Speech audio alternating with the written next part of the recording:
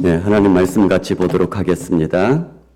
로마서 3장 19절에서 26절까지입니다.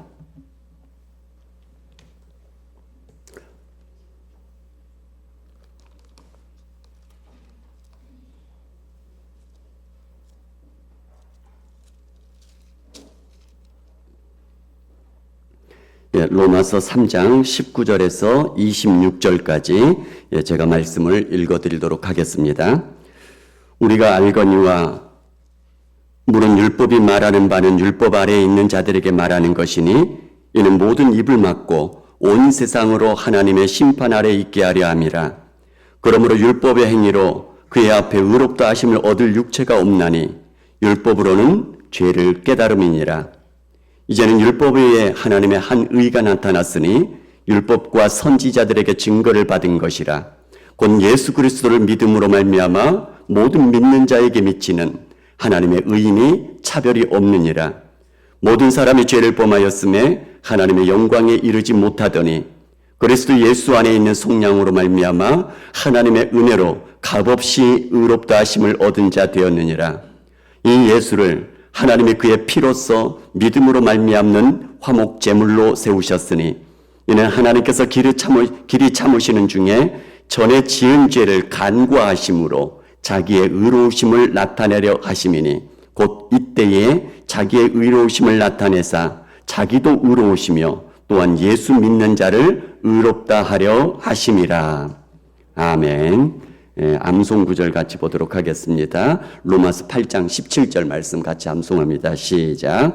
자녀이면 또한 상속자 곧 하나님의 상속자요 그리스도와 함께한 상속자니 우리가 그와 함께 영광을 받기 위하여 고난도 함께 받아야 할 것이니라.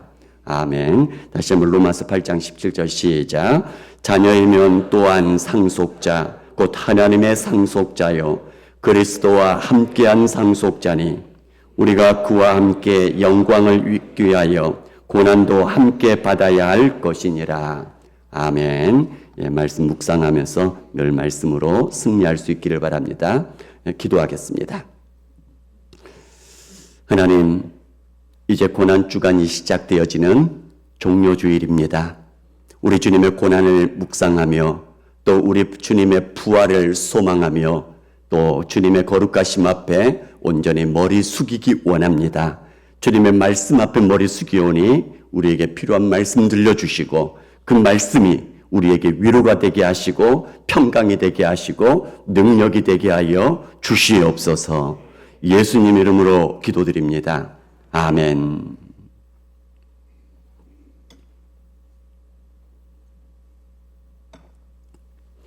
여러분들이 TV에서 보면 동물의 왕국을 보시는 분들 계실 것입니다. 동물의 왕국에 나타나는 것 보면 대표적으로 사자무리들이 나타나죠.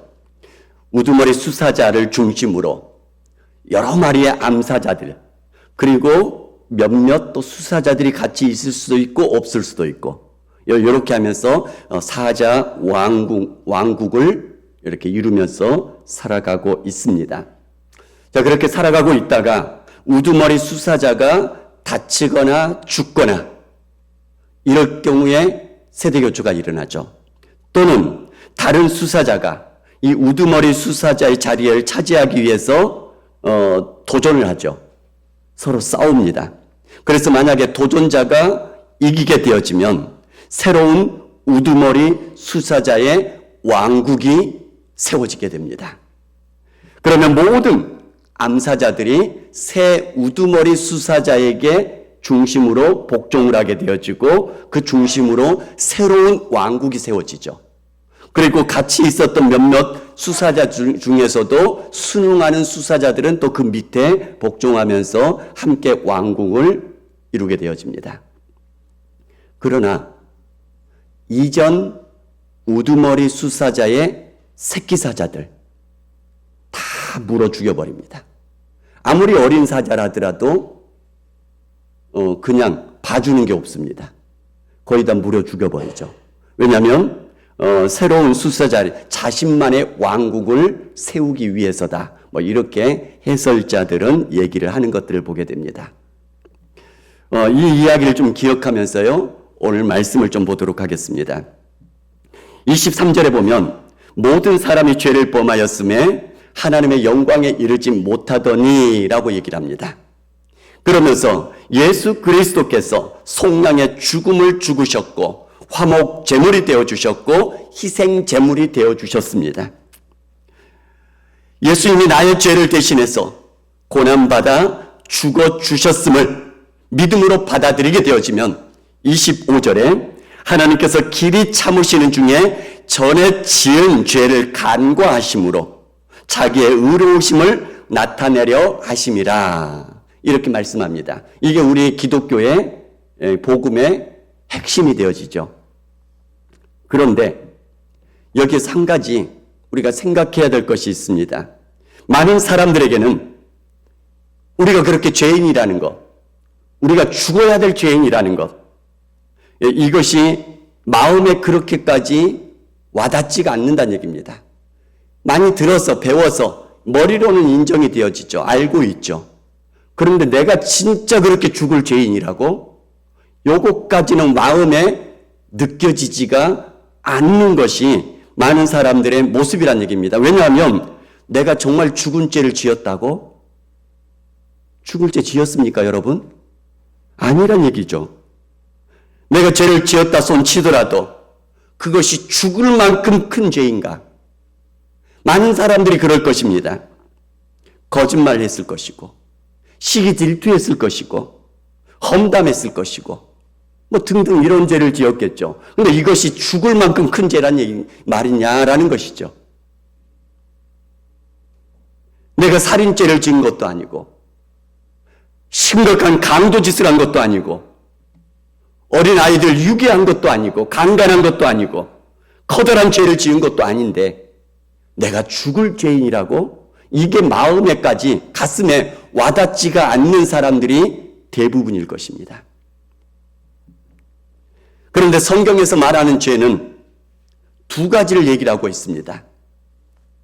첫 번째는 뭐냐면 불경건죄이고요. 그 다음에는 불의를 얘기를 하고 있습니다. 불경건 그리고 불의. 그런데 이 경건이란 단어를 성경에 보면요, 영어로 이렇게 번역을 해놨어요. godliness. 다시 말하면 하나님이 있는 것 같이 사는 것. 그러니까 불경건은 하나님 없는 것처럼 사는 것. 이것이 불경건입니다. 그러니까 이 경건, 불경건, 요거는 하나님과의 관계 속에서 정의하는 죄입니다. 반면에 불의 또는 의, 요것은 사람과의 관계 속에서 지어지고 있는 죄악들을 일컬어서 불의라고 얘기를 하고요. 바르게 사는 것을 의라고 얘기하고 있다는 얘기입니다. 그러니까 불경건과 불의는 다른 성격의 죄악들입니다. 불경건은 하나님을 향해서 짓는 죄이고요. 불의는 사람과의 관계 속에서 짓는 죄. 이렇게 정의를 할 수 있을 것입니다. 자, 그렇다면 불경건한 사람, 이 사람은 하나님이 없다 하는 사람을 일컫습니다. 하나님께 반역하는 자들을 일컬어서 불경건한 자들 이렇게 얘기하고 있죠. 경건한 사람은요, 반대로 하나님을 있다 하면서 섬기며 사는 사람들을 경건한 사람 이렇게 얘기하고 있다는 얘기입니다. 때문에 불경건은 어디에서부터 온 죄악이냐면 바로 선악과를 따먹은 그 원죄에서부터 오고 있는 죄악이 불경건입니다. 모든 사람이 영원한 지옥에 떨어지는 죄악, 이것이 선악과를 따먹음으로써 온 불경건의 죄악이란 얘기죠. 이것이 우리 모든 사람들이 태어나자마자 다 이어받고 있는 이 불경건의 죄악이란 얘기입니다. 인류의 대표자로서 아담이 선악과를 따먹었는데 그 원죄가 모든 사람의 원죄가 되었다는 얘기고, 그 다음에 두 번째는 선악과를 따먹지 말라는 말씀을 어기고 따먹은 죄가 그렇게 큰 죄인가? 이것도 한 가지 생각해 봐야 될 얘기죠. 우리가 어린 아이들에게 마시멜로 시험을 합니다. 어린 자녀에게 부모가 마시멜로를 앞에 주고 내가 돌아올 때까지 이거 먹지 말고 기다리고 있으면 내가 몇 배의 마시멜로를 더 줄게 하면서 딱 난 차려놓죠. 어린아이가, 대부분의 어린아이들은 그걸 기다리지 못하고 끝끝내 슬금슬금해서 먹어버리죠.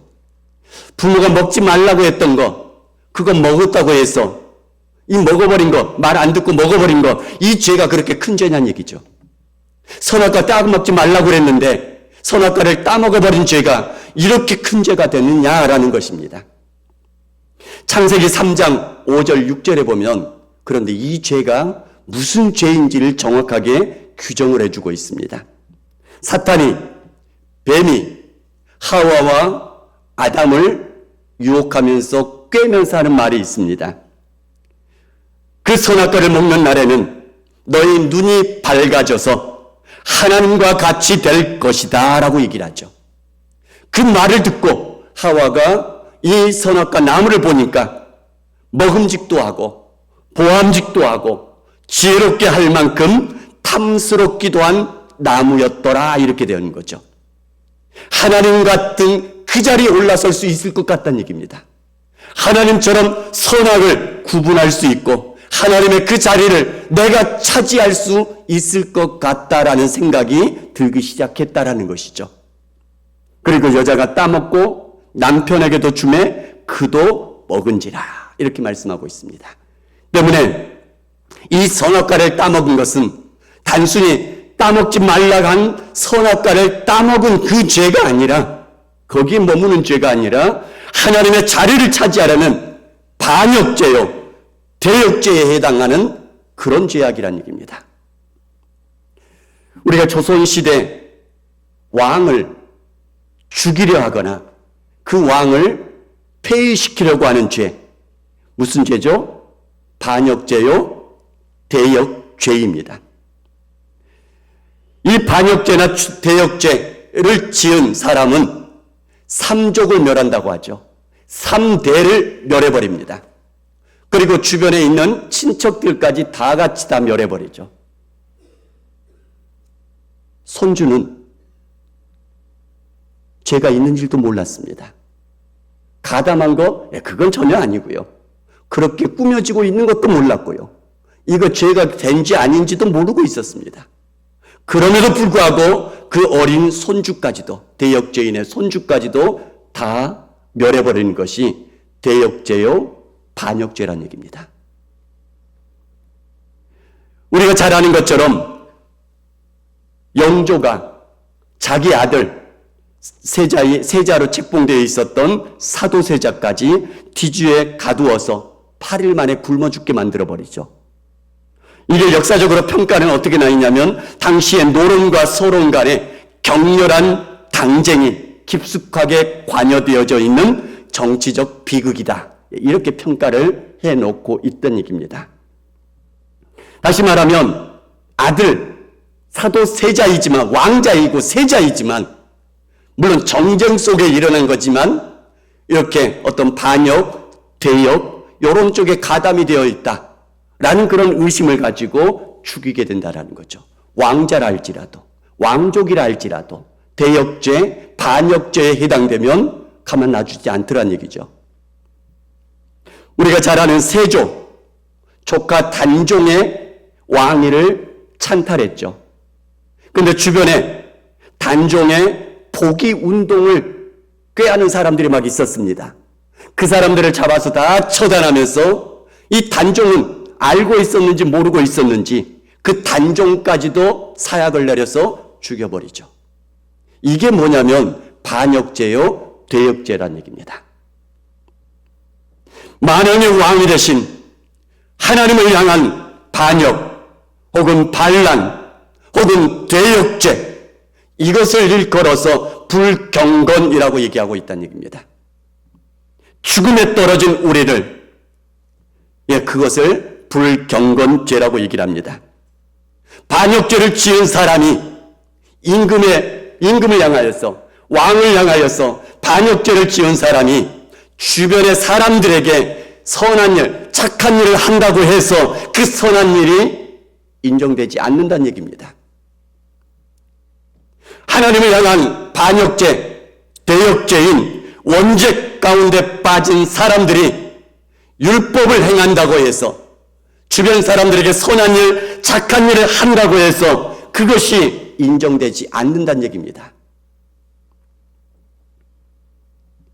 여전히 대역죄인일 뿐이란 얘기입니다.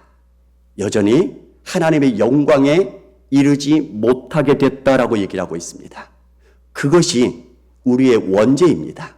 그것이 다른 말로 표현하면 불경건죄입니다. 하나님이 없다. 하나님이 안 계시다. 내가 하나님처럼 살겠다. 이것이 세상에 믿지 않는 모든 사람들이 그렇게 살아가는 방식이란 얘기입니다. 또는 내가 아니면 다른 신을 그 자리에 놓죠. 하나님 자리에. 이게 다 반역죄, 대역죄, 그 죽을 죄에 해당되는 사람들이고요. 아담의 그 죄가 우리에게 연좌제처럼 우리도 다 같이 그 죄악 가운데 죽음에 떨어지는 그런 죄인들이었다는 얘기입니다. 용납을 받을 사람이 없다는 얘기입니다. 세상 사람들 보시기 바랍니다. 믿지 않는 사람들 보시기 바랍니다. 어느 누가 하나님을 인정한 사람이 누가 있습니까? 어느 누가 하나님을 왕으로 섬기는 사람이 누가 있습니까? 하나님이 없다 하면서 삽니다. 하나님이 왕이 아니다라면서 살아가고 있습니다. 하나님이 더 이상 하나님이 아니다. 이렇게 살아가는 사람들이 예수님을 믿지 않는 사람들의 바로 반역죄요, 대역죄요, 불경건의 죄악 가운데 빠져있는 사람. 하나님의 영광에 이르지 못하고 영원한 죽음 가운데 떨어져야 될 그런 사람들이었다는 얘기입니다. 우리들도 예수님 믿기 전에는 바로 그 불경건죄에 빠져있는 사람들이요. 우리가 하나님을 예수님을 믿기 전에는 우리도 하나님을 인정하지 않고 우리도 하나님의 왕되심을 인정하지 않고 그 앞에 머리 숙이지도 않고 그렇게 살았던 사람들이 바로 우리들이었다는 얘기입니다. 그런데 이런 불경건에 빠진 대역죄인들, 하나님의 진노 앞에 놓인 죄인들, 이 대역죄인들을 살려줄 하나님의 한 의가 나타났다라고 말씀하고 있습니다. 예수 그리스도 안에 있는 속량으로, 다시 말하면 대신해서 모든 진노를 짊어지고 고통받고 죽어주셔서 갚아주신 것, 속죄 제물이 되어주셨다는 얘기입니다. 영원한 원수인데 예수님께서 화목 제물이 되어주셔서 하나님과 우리가 화목하게 만들어 주셨다는 얘기입니다. 하나님을 알아보게 만들어 주셨고 하나님을 왕으로 모시면서 살게 해 주셨다라는 것입니다. 갈라디아서 3장 13절에 이렇게 말씀합니다. 그리스도께서 우리를 위하여 저주를 받은 바 되사 율법의 저주에서 우리를 속량하셨으니 기록된 바 나무에 달린 자마다 저주 아래 있는 자라 하였습니다. 겟세마네 동산에서 예수님께서 땀방울이 핏방울이 되기까지 그렇게 처절하게 몸부림치면서 기도하셨던 것이 무엇입니까? 할 수만 있다면 이 잔을, 이 고통의 십자가의 잔을 내게서 옮겨주옵소서. 이것이 예수님께서 처절한 하나님의 진노 아래 놓이는 것이기 때문에 그렇습니다. 할 수만 있다면 하나님의 진노 아래 놓이고 싶지 않다라는 거죠. 그게 바로 우리가 예전에 하나님의 진노 아래 있었던 때의 상태를 얘기를 하고 있다는 얘기입니다. 처절하게 피하고 싶은 죄악을 향한 하나님의 그 진노의 잔이 얼마나 무겁고 얼마나 무섭고 얼마나 무시무시하게 떨어지는 것을 예수님은 잘 아시기 때문에 할 수만 있다면 이 잔을 내게서 옮겨주옵소서.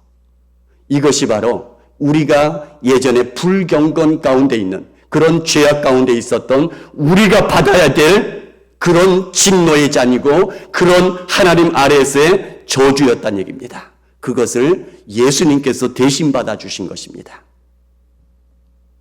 예수님이 십자가에 달리셔서 외치는 소리 우리가 압니다. 엘리 엘리 라마 사박다니, 나의 하나님 어찌하여 나를 버리시나이까. 인간의 죄를 대신해서 짊어지자마자 처참하게 버림받는 고통 속에서 몸부림치고 계시는 예수님의 모습이란 얘기입니다. 우리가 받아야 될 그 진노의 잔을 대신해서 받자마자 영원전부터 함께 계셨던 성부 하나님으로부터 아주 차갑고 매몰차게 버림받은 바로 그 저주의 잔, 그것이 바로 십자가의 고통이었고, 그것이 우리가 하나님을 알지 못할 때에, 불경건의 죄악 가운데 있을 때에, 하나님을 향해서 반역죄인 가운데 있을 때에 우리가 받아야 될 하나님의 진노의 잔이었다는 얘기입니다.